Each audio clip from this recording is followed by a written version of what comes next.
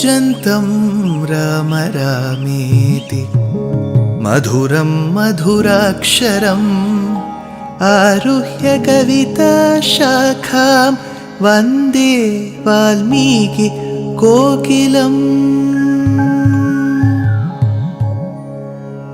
रामाय रामभद्राय रामचन्द्राय वेधसे रघुनाथाय नाथाय सीताया पतये नमः।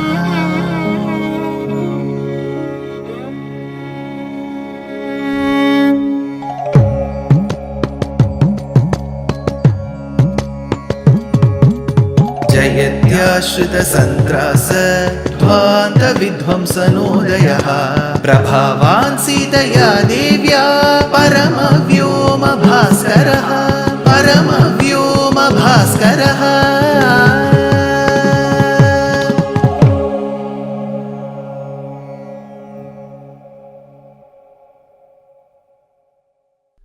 Srimate Nigamanta Mahadeshikaya Namaha.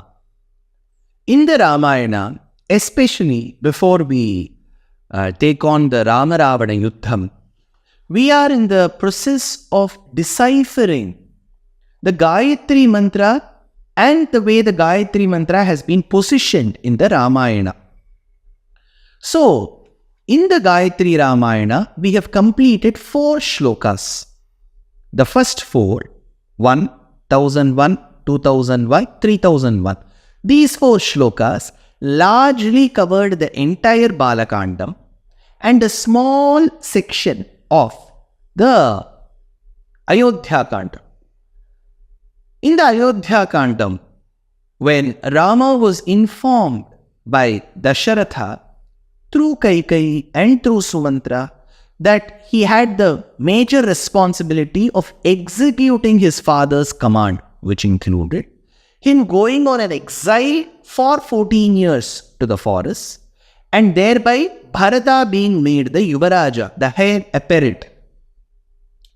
That said, Rama did take this order completely wholeheartedly, and he went and informed Kaushalya Mata, his mother.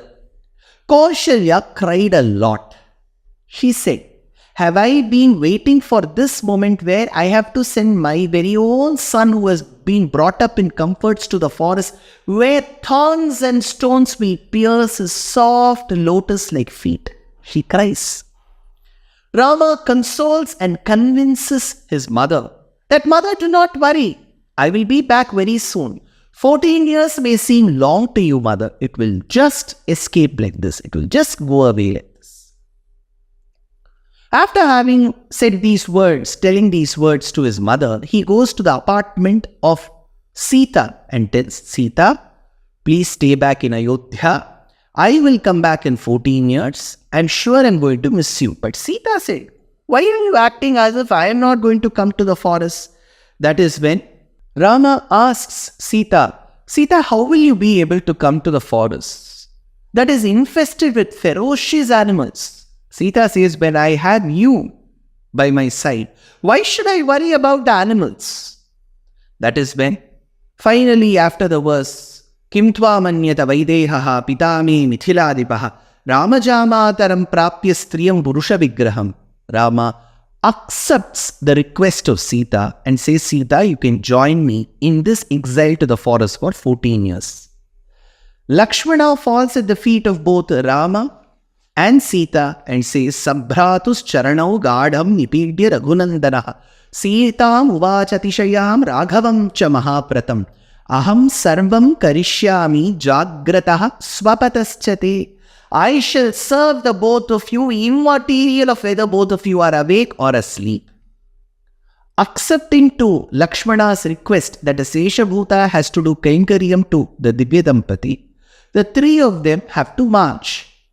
When they go to the apartment of Dasharatha, while Rama and Lakshmana drape themselves in the Valkalam, leaving away all their ornaments, Sita too tries on the Valkalam. But when she struggles, that is when Dasharatha says that my daughter-in-law should not suffer for the sake of my son. She should be sporting all kinds of silk saris of various varieties and different ornaments in the forest. Let her not be subjected to these problems what are being faced by my sons. That is when is born the 4001th verse. Vanavasam hi sankhyaya vasamsya bharanani cha bhartaram anugachantyai sita yeshvashuro dadau. Then Sita accepts the command of her father-in-law, and so do the sons of Dasharatha. And different kinds of saris and ornaments are carried by Lakshmana for the sake of his sister-in-law Sita to the forest. As they leave the city, all of them start shedding tears. Meanwhile, when people have been expressing their sympathy, their sorrow, their melancholy over Rama's departure, Dasharatha narrates the incident involving a boy whom he had killed while he was on a hunting spree in his younger days. Some elderly people say it is Shravana Kumara, but there is no mention of the word Shravana in the Ramayana. It just says a boy who lived the life of an ascetic, a sannyasi. So that said, here Dasharatha reveals that incident to Kaushalya and says that in a few minutes from then he will die of Putra Shokam. And as he dies, Ayodhya, one of the most celebrated capitals of Koshala Desham, was bereft of its monarch, of its king, for the king was dead.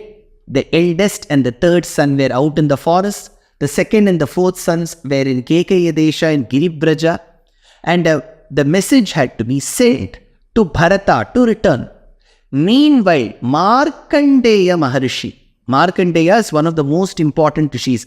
When we deal with Rama Pattabhishekam, we will get across the names of many rishis. Ramam Ratnamaye Pite, Sasitam Sanyaveshayit, Vasishto Vamadevascha, Jabari Rathakashyapaha, Katyayanaha Suyanyascha, Gautamo Vijayasthata, Abhishinchanaragra, Prasannena Sugandhina. We deal with many rishis. Similarly, at the start of Balakanda, the name of Markandeya appears. In Ayodhya Kanda, Markandeya comes and tells the other rishis who are headed by Vasishtha. A Rajyam does need a king. It cannot remain without a king. So we need to appoint the king at the earliest. Because a Raja is just not there for need's sake. He has to uphold Dharma. When the upholder of Dharma himself is dead, then we should appoint another person as his representative at the earliest. Raja Satyam cha dharmamscha Raja kulavadam kulam Raja mata pita chaiva Raja hita karonrunam Raja satyam cha dharmascha Raja kulavadam kulam. So a Raja, a monarch, a king, stands for various other virtues that he has to uphold so that he instills them as virtues in his praja as well. These are the words of Markandeya. That said, Bharata receives the messenger in Kekaya Desham. The messenger comes and informs that Bharata has been called to Ayodhya. Bharata, who had been sensing inauspicious dreams, Durnimittam, for quite some time, was worried about the welfare of his dear father and Raja Dasharatha and about the welfare of the eldest of his brothers called Rama. So he urges Shatrughna that they have to leave Girivraja at the earliest.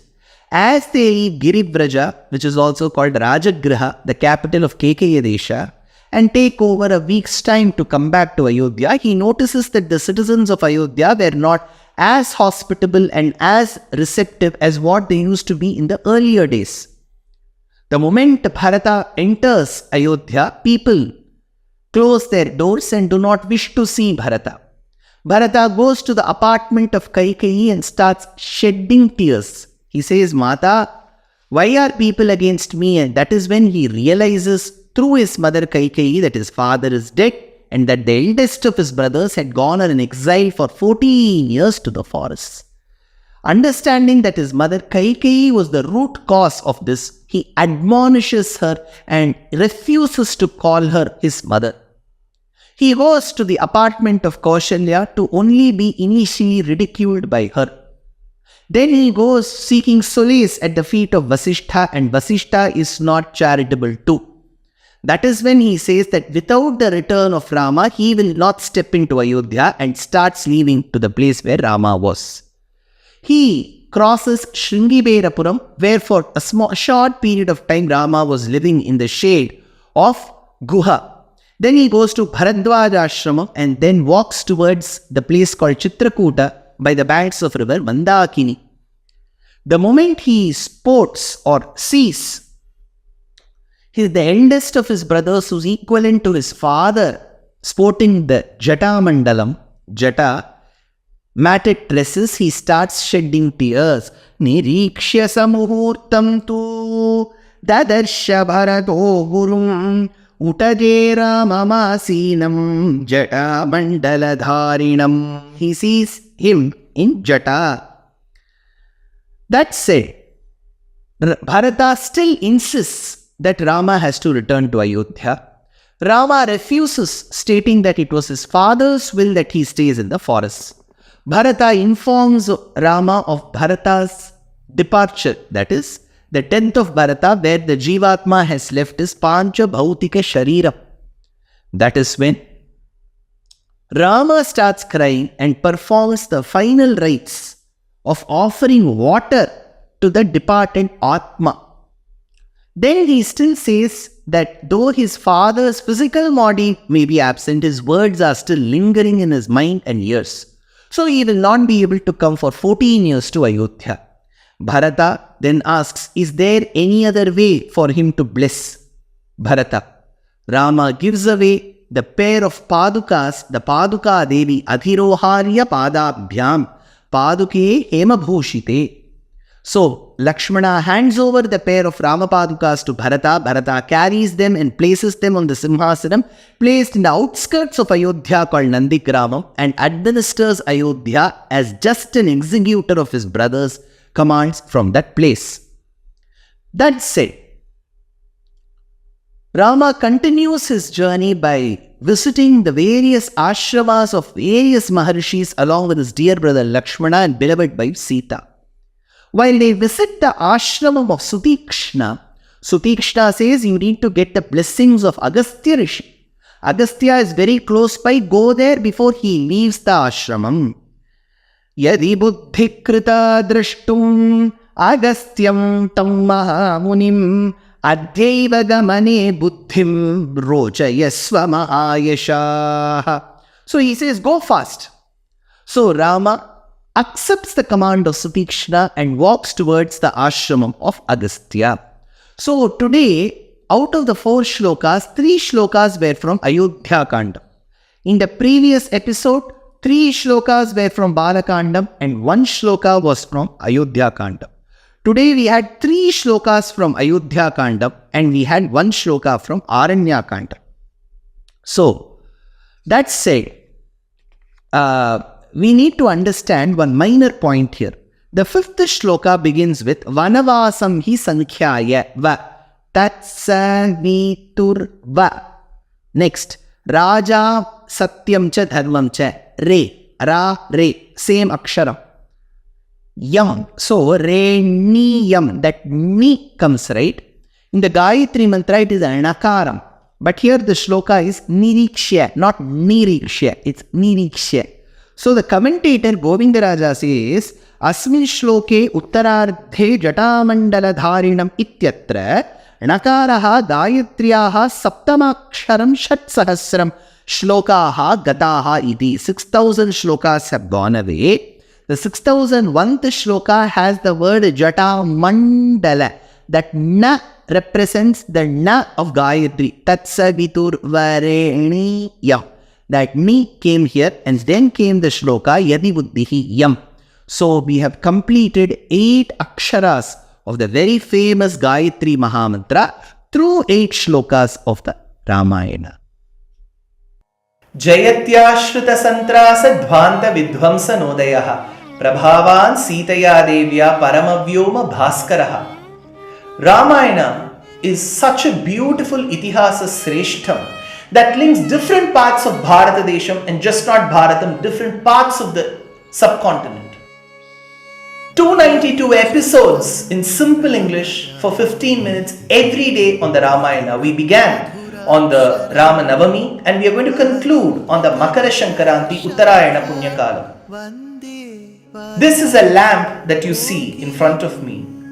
My great grandfather, my mother's father's father, Pundi, Sri Rangaswamy Iyengar, used to recite the verses of the Valmiki Ramayana religiously every day for 365 days a year for a period of 40 years.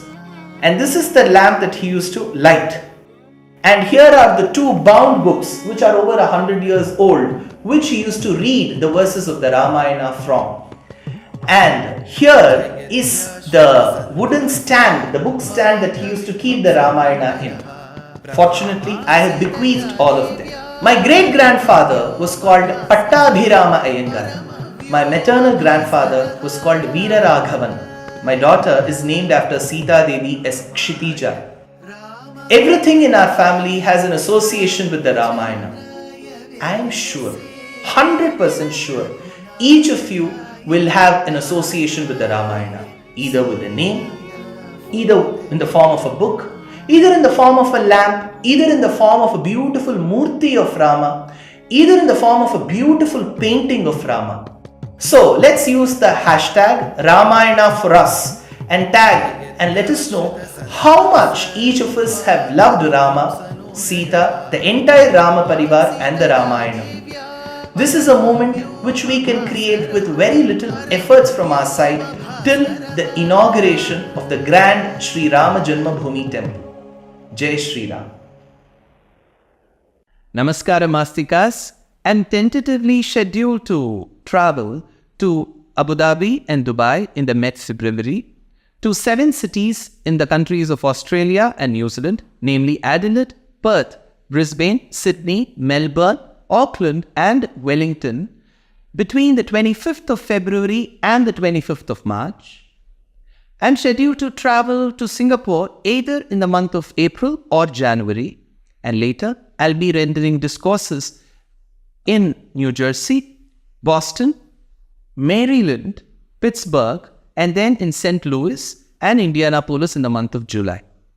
I'm sure you would love to share this message with your friends and relatives. Dear Astika reader, I'm happy to be authoring a 2-part book on the Ramayana in English. The first part is slated for release in the year 2024.